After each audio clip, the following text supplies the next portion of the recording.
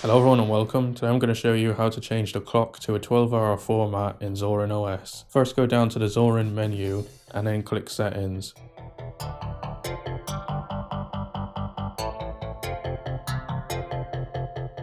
Then towards the bottom of the list of options, click on Date and Time.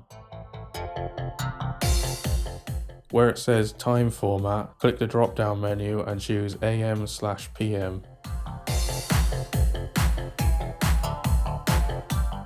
And now the clock in the bottom right of the screen is in 12-hour format. To change it back to 24-hour clock, just go back to the option in settings and choose 24-hour format. And that's how to change the clock to a 12-hour clock in Zorin OS. Thanks very much for watching, and I'll see you in the next video.